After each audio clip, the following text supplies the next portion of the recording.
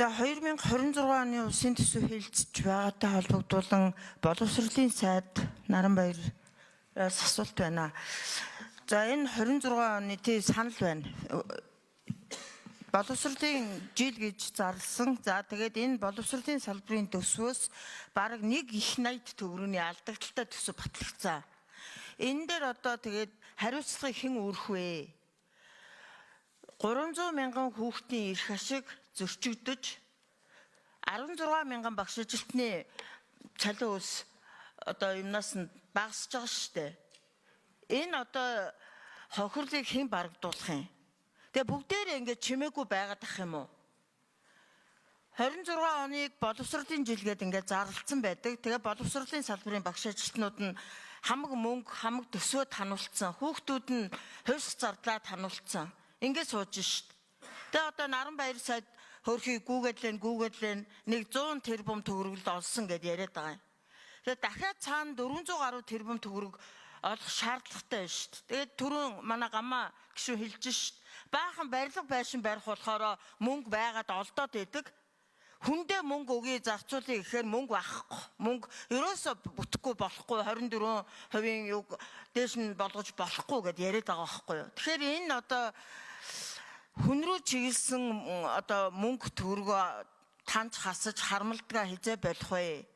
Жишээ нь одоо тэр Азийн хөгжлийн банкнаас 150 сая доллар зээлээд сургууль цэцэрлэг барина гэдэг байгаа юм. Тэр сургууль цэцэрлэгт нь ажиллах багш байхгүй шүү дээ. Одоо 2000 сая энэ намар бол 5000 багшийн хомсдолтой 2030 онд 23 мянган багшийн хомсдолд орно гэд боловсролын яамны судалгаа гарсан байна шүү. Энэ асуудлаа ярихгүй мүү? Ингээл нэг тулах тойрсон нэг нь асууж нөгөөх нь хариулсан болоод ингэж цаг барж суух хэрэг байгаа мó? Энэ хүн рүү чиглэсэн энэ урсгалаа яах юм? Мөнгөний урсгалаа. Багш нар ч өнөөдөр бас ингээд итгэлээ алдаагүй, итгэлээ өсөрдүүлээгүй хүлээгээ суугаад байгаа шүү. Энэ бодлого барьж байгаа хүмүүс ямар шийдвэр гаргах нүгэ бидрийг хүлээж шүү.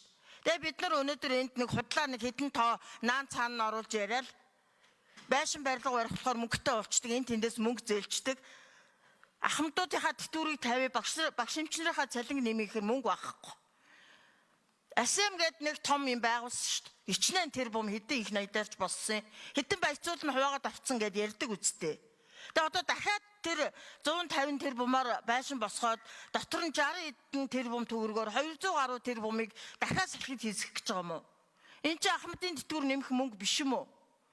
Ингээд ярих юм бид нар зөндөө байна. Ингээд хамгийн гол нь Наранбаяр сайд одоо энэ багш нарын цалинг 25%-аар нэмнэ гэж яриад байгаа. Тэр асуудал дээр ямар ажил хийж санаачилж явна. Нэг ажлын хэсэг байгуулсан тэрэндээ одоо багш нарынхаа үйлдвэрчнийг оруулахгүй ингээд ялгуурлан гадуурхаад хүний эрх зөрчөөд үйлдвэрчний эвлүүдийн эрхийн тухай хуулиа зөрчөө явж байгаа ш та нар.